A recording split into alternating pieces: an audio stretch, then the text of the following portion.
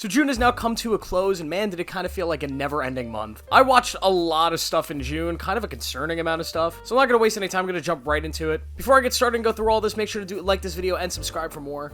Make sure to turn on notifications because I'm going to be uploading a lot this month. Okay, let's head right in. So I started the month watching the Alabama Rush documentary, and yeah, this one was kind of disappointing. There was a lot of hype around this one early last year when I heard that they were filming it, and honestly, it built up this expectation that they'd be miking up these girls and sending them in with cameras and getting the behind the scenes of this like crazy cult-like thing that Alabama does with their sororities. But unfortunately, it wasn't really that. It was just kind of like interviewing girls that were going into it, and although it was interesting and was mind-bending at how stupid this whole thing is, and it did serve to be entertaining for a little bit, it just ultimately was kind of disappointing and it felt like a waste of time. I then watched Moonlight for the first ever time, and no, it did not deserve to beat La La Land for Best Picture at the Oscars. But it is a solid movie. It's really great. I understand why a lot of people love it. Mahershala Ali is amazing in this movie. It's just such a shame that he's only in it for like such a little bit of time. The first half of this movie is significantly stronger than the second half, but yes, it's a fine movie. It's just nowhere near as good as the Oscars hyped it up to be. I then watched Face Off, and wow, what a fun movie. I watched this on an airplane, and it was the perfect plane movie. John Travolta is incredible in this thing, but of course, Nicolas Cage absolutely steals the show. I just sort of wish the characters were swapped a little bit. I honestly wish Nick Cage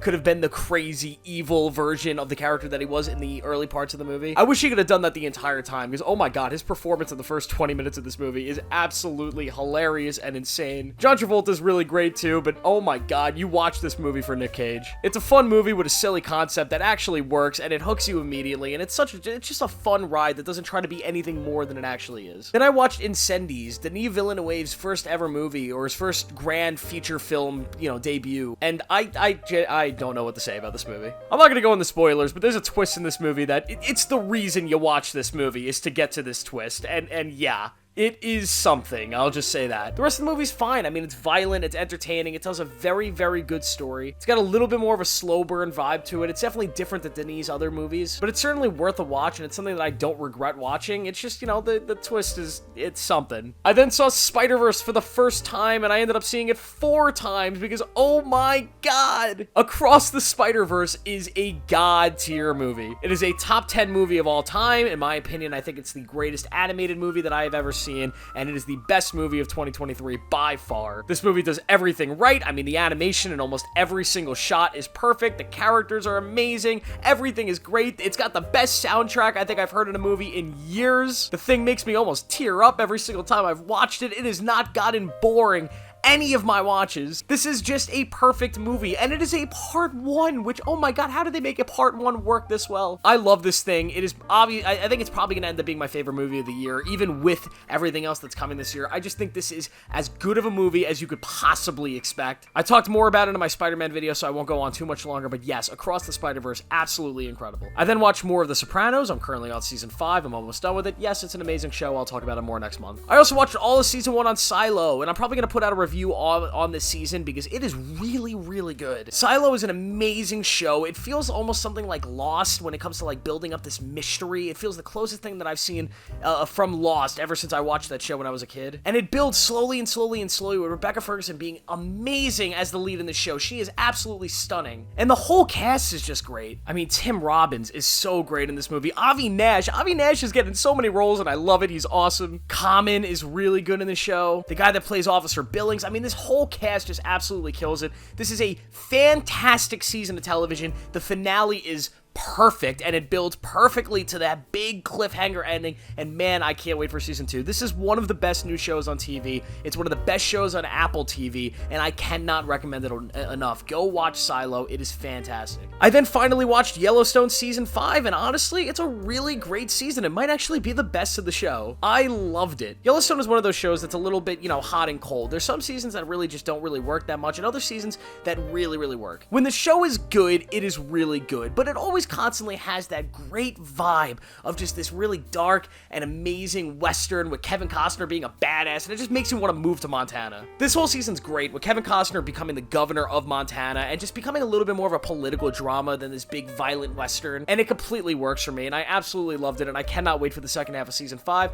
even though I don't think Kevin Costner is going to be in it much. I then watched Moment of Contact because I'm going through a little bit of a UFO alien phase with all this David Grush whistleblower stuff that's going on. I won't get into it, but Moment of Contact is a big documentary about this thing that happened in Brazil. It is really, really good. I really recommend it. I think you should all go watch it. You can find it on different streaming services for free. It's really good stuff. I then watched the Bob Lazar documentary for the same reasons that I watched the Moment of Contact. And yeah, Bob Lazar's story is crazy. Is it true? I don't know. Who knows? But yeah, it's a really, really well-made documentary. I definitely recommend it. I then saw Transformers Rise of the Beasts, and it was not good at all. This is one of those franchises that really needs to die, and Rise of the Beasts was one of the most boring movies I've seen all year. It was one of the most uninspiring CGI, nonsensical fests of a movie that I've seen in a very long time, and I'm just so sick of this type of filmmaking. It's a movie that was made with no other purpose other than to make money. It was made with no love, no nothing. It's just a nothing burger of a film. I then watched the first Indiana Jones movie, and I'm just gonna be honest with you guys. I didn't grow up with this series, and just watching it now, it's just really not for me. I respect the artistry behind it. I love Steven Spielberg. I love the practicality. The movie is made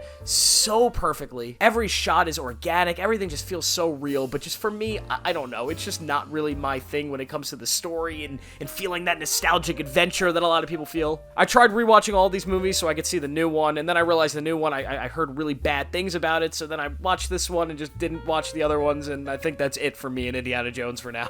But then I watched The Dictator, and I kind of really like this one. Don't really understand how this movie was made. It definitely couldn't be made today because, you know, holy shit. But it's hilarious, and it does exactly what it sought out to do. I think Sacha Baron Cohen is one of those guys that, like, you either really find his, you know, style of acting and his movies really funny, or you just don't find him funny at all. I'm on the side of I think he's hilarious, and this movie really works for me. I then watched a new season of Vinland Saga, and yeah, it's really good. At the end of Vinland Saga Season 1, I kind of questioned why you even need a Season 2 of it. I felt like it was a complete story that had a beginning and an end, and I just didn't understand how you could tell a next chapter of this story without it being incredibly boring. And although this season is incredibly slow, and it does lack a lot of the early, impactful characters that Season 1 had, with Askeladd being gone, spoiler alert, I do think Season 2 builds into a very, very, you know, methodical and emotional story about morals, with these ideas about, like, violence and killings going straight up against the king and all this stuff that's going on with his journey across England and,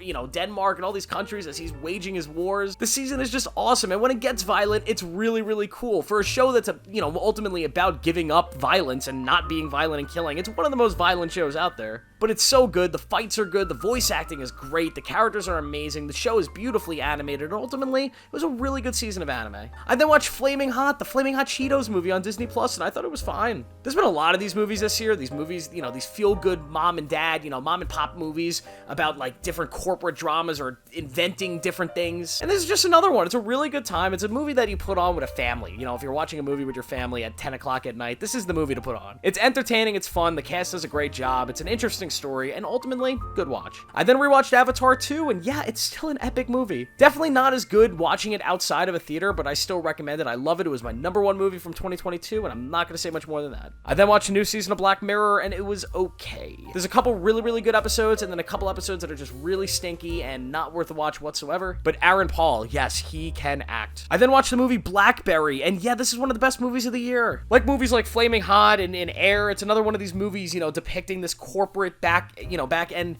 story about the invention of some sort of big product. This movie definitely leans more into like a Succession type darker take on that whole story than a family drama, and it really, really works. Not only is it incredibly interesting, it's just so much fun. The cast is absolutely amazing, with Glenn Howerton playing Jim I can't pronounce his last name, but playing the main, you know, CEO of Blackberry, dude. He is so good in that role. Jay Baruchel as Mike Lazaridis is amazing, and I'm sorry if I'm, you know, messing up these names as well. But the whole cast, I mean, all these characters, it's just so great and it's so entertaining, and ultimately this is such a fun movie. I then saw The Flash, and I made an entire video on how I hate The Flash movie because it's not very good, so go watch that. And then I watched Flashpoint to remind myself how good of a story Flashpoint is and how badly they fucked up The Flash. The Flashpoint animation is amazing, the comic book's even better, but I definitely recommend going and watching Flashpoint when you get a chance. I then rewatched Man of Steel to remind myself that yes, DC is capable of making great movies. Man of Steel is the best DCU movie for me. I made an entire video ranking all the DCU movies. I gave my thoughts on Man Man of Steel there, so go and watch it. I then watched a new Black Clover movie, and if you really like Black Clover, you will love this movie. It's really great. The animation's amazing, the fights are great, and although the story's not canon, it's still really, really fun, and it kind of fills that need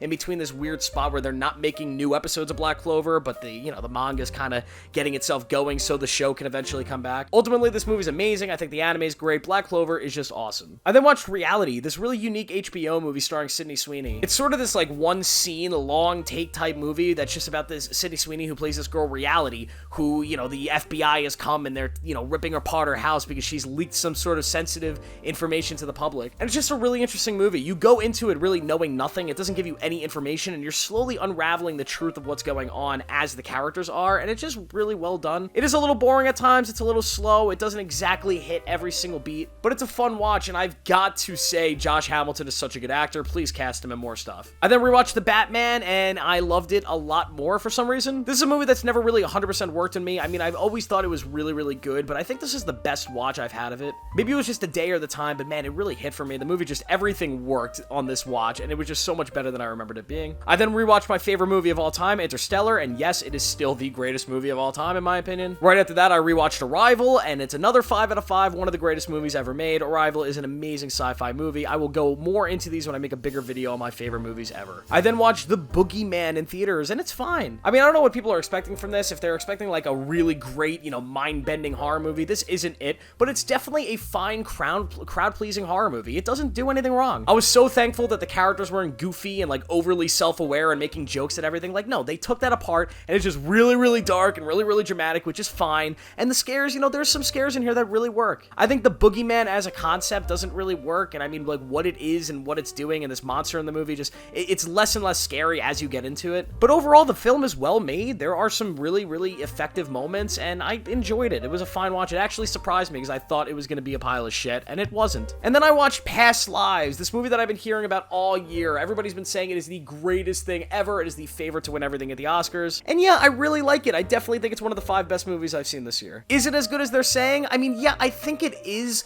but I just don't think it's a movie that I'm going to view as the best movie of the year. It's just not entirely that for me. It's a feature debut, and because of that, you could definitely tell that it's a much more simple movie. It doesn't take as many risks, but it really tells a really emotional story, and I made a whole review about this movie, so I'll link that in the description. But I do really, really love it. The only issue I really have with the movie is I just feel like the characters are a little bit too perfect. I mean, they are flawless. They're way too nice, and they just never seem to be like, actually upset or angry. That's the main feeling. You never see the emotion of anger in this movie. But yeah, Past Lives is amazing. I then watched the first season of the show From, and so far it's kind of got me hooked, but there's just something about the show, and I'm starting at season 2 right now that's just aching me. This show sets up this big, very, very interesting mystery, but so far, like, they just keep setting up more questions. The show has such a good setup, and it's just, you gotta deliver a little bit of answers. You gotta give me something. You want me to watch like 10 hours of this show per season? You gotta give me a little bit of something, and I feel like the show creates more questions throughout the season, and so far throughout season 2, then it's delivering me answers, and it's starting to make me like a little bit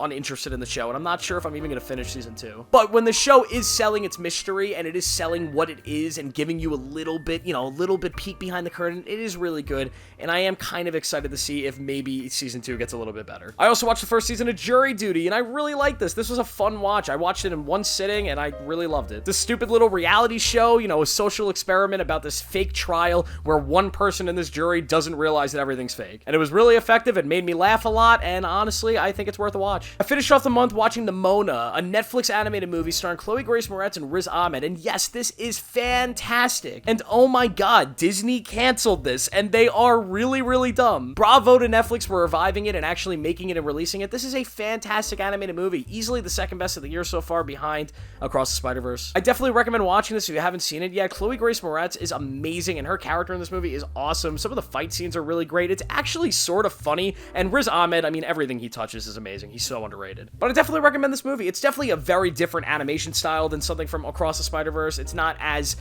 beautiful and stunning. You're not sitting there like, how do they animate this? But it's still very, very good. I really love this movie, and it was a great movie to close out the month with. So that's it. What do you guys watch in June, and what do you think about the stuff that I watched? Make sure to leave that down below, and like this video and subscribe for more. I will see y'all in the next one.